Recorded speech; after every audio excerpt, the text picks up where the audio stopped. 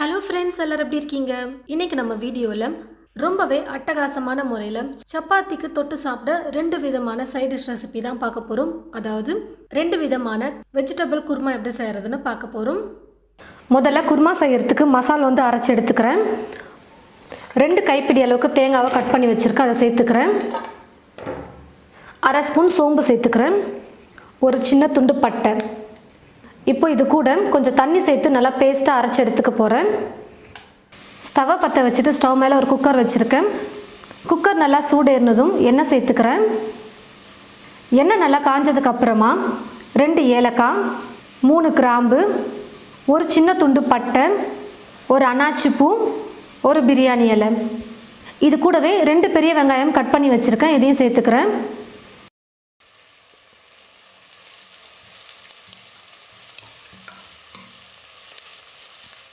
வெங்காயம் ஓரளவுக்கு நல்லா வதங்கினதுக்கப்புறமா இஞ்சி பூண்டு விழுது 1 ஸ்பூன் சேர்த்துக்கிறேன்.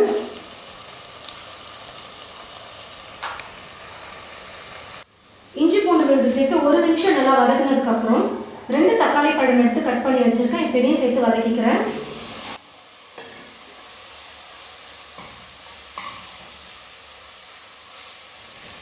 தக்காளி நல்லா வெந்து இந்த மாதிரி மசிஞ்சு வர வரைக்கும் நல்லா வதக்கிக்கணும்.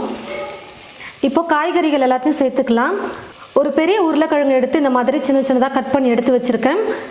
உருளைக்கிழங்கு கட் பண்ணி வச்சிட்டோம்னா கலர் மாறிடும். அதனால் சமைக்கிற வரைக்குமே நீங்கள் தண்ணியில் போட்டு வச்சிங்கன்னா உருளைக்கிழங்கோட கலர் மாறாமல் இருக்கும். தண்ணி இல்லாமல் உருளைக்கிழங்கு இப்போ நான் சேர்த்துக்கிறேன்.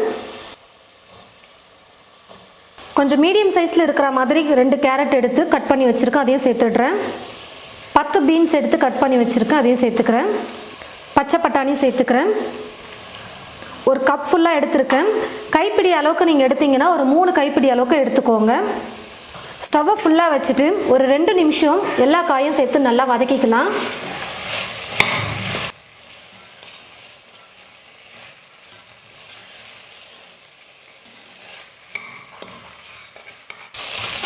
காய் எல்லாத்தையும் சேர்த்து 2 நிமிஷம் நல்லா வதக்கிக்கிட்டேன். இப்போ மசாலாலாம் சேர்த்துக்கலாம். 1/4 ஸ்பூன் மஞ்சள் தூள், வெறும் மிளகாய் தூள் 3/4 ஸ்பூன் சேர்த்துக்கிறேன். இது ரொம்ப காரமாக இருக்குன்றதுனால நான் 3/4 ஸ்பூன் சேர்த்துக்கிறேன். நீங்கள் காரம் உங்களுக்கு எவ்வளோ தேவைப்படுமோ அந்த அளவுக்கு பார்த்து சேர்த்துக்கோங்க. 1/2 ஸ்பூன் மல்லித்தூள் சேர்த்துக்கிறேன். 1/2 ஸ்பூன் கரம் மசாலா, உப்பு தேவையான அளவுக்கு சேர்த்துக்கிறேன். மசாலாலாம் சேர்த்ததுக்கப்புறமா ஸ்டவ்வை மீடியம் ஃப்ளேமில் வச்சுட்டு 5 நிமிஷத்துக்கு நான் குக் பண்ணிக்க போகிறேன்.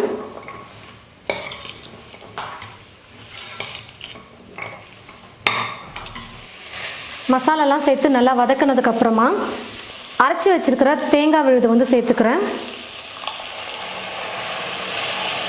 தண்ணி தேவையான அளவுக்கு சேர்த்துக்கோங்க. நம்ம குக்கரில் வைக்கிறதுனால தண்ணியெல்லாம் இழுக்காது. நம்ம எவ்வளோ தண்ணி சேர்க்குறோமோ அந்த அளவுக்கு தான் தண்ணி இருக்கும். வெஜிடபிள் குருமா பார்த்தீங்கன்னா தண்ணியாக இருக்காது, கொஞ்சம் கெட்டியாக வச்சா தான் நல்லாயிருக்கும். சப்பாத்திக்கு தொட்டு சாப்பிட்றதுக்கு கொஞ்சம் கெட்டியாக இருந்தால் தான் நல்லாயிருக்கும். நான் இப்போ கொஞ்சமாக தண்ணி சேர்த்து கொஞ்சம் கெட்டியாக தான் வச்சுருக்கேன். இப்போ குக்கர் மூடி போட்டு மூடிடுறேன். இந்த குக்கரில் 3 விசில் விட்டோம்னா காயெல்லாம் கரெக்டாக வெந்து வரும். 3 விசில் விட்டு நான் ஸ்டவ் ஆஃப் பண்ணிவிட்டு விசில் வெயிட்லாம் குறைஞ்சிருச்சு.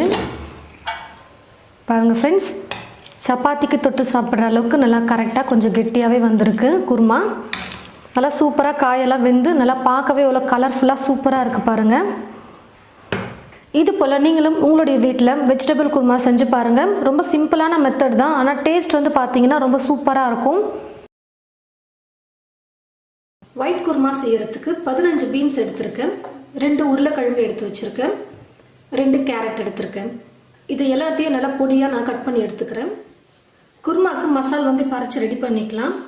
தேங்காய் துருவி எடுத்து வச்சுருக்கேன். ஒரு 1/4 மூடி தேங்காய் நான் துருவி எடுத்துருக்கேன். மிக்ஸி ஜாரில் தேங்காய் துருவில் சேர்த்துக்கிறேன். 4 பச்சை மிளகாய் எடுத்திருக்கேன், 5 முந்திரி, ஒரு சின்ன துண்டு இஞ்சி, 5 பல் பூண்டு, 1 ஸ்பூன் பொட்டுக்கடலை சேர்த்துக்கிறேன். 1/4 ஸ்பூன் கசகசா சேர்த்துக்கிறேன்.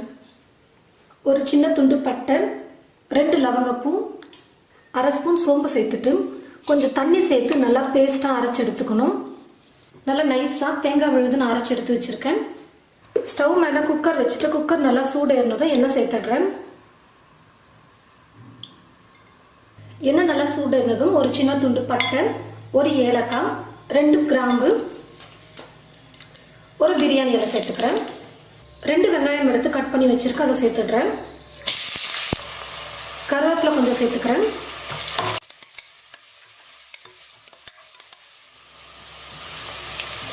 வெங்காயம் ஓரளவுக்கு நல்லா வதங்கினதுக்கு அப்புறமா கட் பண்ணி எடுத்து வச்சிருக்கிற காய்கறிகளை சேர்த்துக்கிறேன். ரொம்ப பெருசாக கட் பண்ணாமல் கொஞ்சம் சின்ன சின்னதாகவே கட் பண்ணி எடுத்துருக்கேன். இது கூடவே இப்போ நான் பச்சை பட்டாணியும் சேர்த்துக்க போகிறேன். நீங்கள் கடையில் ஃப்ரெஷ்ஷாக வாங்கின பச்சை பட்டாணியாக இருந்தால் நீங்கள் வேக வைக்காமல் அப்படியே காய்கறிகளோடு சேர்த்துடலாம். அதே காஞ்ச பச்சை பட்டாணி இருந்ததுன்னா அது ஒரு நைட் ஃபுல்லாக நீங்கள் ஊற வச்சுக்கணும். குறைஞ்சது ஒரு 8 மணி நேரமாவது ஊற வச்சுட்டு ஒரு 2 விசில் குக்கரில் விட்டு எடுத்துக்கிட்டோம்னா இது போல் பட்டாணி ஓரளவுக்கு வெந்து வந்திருக்கும். இப்போ நம்ம காய்கறிகளோடு சேர்க்கறதுக்கு கரெக்டாக இருக்கும். இப்போ நான் பச்சை பட்டாணியும் சேர்த்துக்கிறேன். குருமாக்கு தேவையான அளவுக்கு நான் உப்பு சேர்த்துடுறேன். உப்பு சேர்த்ததுக்கப்புறமா காய்கறிகளை ஒரு 5 நிமிஷத்துக்கு நல்லா வதக்கணும்.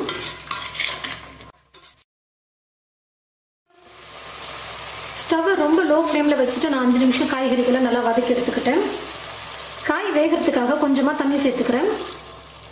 ரொம்ப தண்ணி சேர்க்க வேண்டாம், காய் வேகிறதுக்கு மட்டும் கொஞ்சமாக தண்ணி சேர்த்தா போதும். இப்போ நான் குக்கர் மூடி போட்டு மூடிட்டு ஒரு 2 விசில் விட்டு நான் எடுத்துக்க போகிறேன்.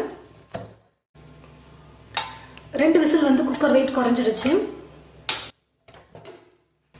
இப்போ ஸ்டவ்வை திரும்ப பற்ற வச்சுக்கிறேன்.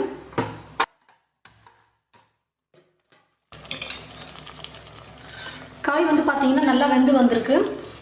ஸ்டவ்வை மீடியம் ஃப்ளேமில் வச்சுட்டு இப்போ நம்ம அரைச்சி வச்சிருக்கிற இந்த தேங்காய் விழுதை சேர்த்துக்கலாம். குருமா உங்களுக்கு எந்த அளவுக்கு கெட்டியாக வேணுமோ அந்த அளவுக்கு தண்ணி சேர்த்துக்கோங்க. 6லிருந்து 7 நிமிஷத்துக்கு குக் ஆகணும். மீடியம் ஃப்ளேமில் வச்சுட்டு குக் பண்ணிக்கலாம். நல்லா ஒரு 5லிருந்து 6 நிமிஷத்துக்கு குக் பண்ணிக்கிட்டேன். இப்போ நான் கொத்தமல்லி கொஞ்சம் பொடியாக நறுக்கி வச்சுருக்கேன், அதை சேர்த்துட்டு நான் ஸ்டவ் ஆஃப் பண்ணிடுறேன். இது போல் நீங்களும் உங்களுடைய வீட்டில் வெள்ளை குருமா செஞ்சு பாருங்கள். செஞ்சு பார்த்துட்டு எப்படி இருக்குன்னு மறக்காம கமெண்ட் பாக்ஸில் கமெண்ட் பண்ணுங்கள். மறக்காமல் சப்பாத்தி செய்யும் போது இந்த மாதிரி நான் சொன்ன அளவுகளை கொண்டு நீங்கள் இது போல் குருமா செஞ்சு பாருங்கள். ரொம்பவே சூப்பராக இருக்கும்.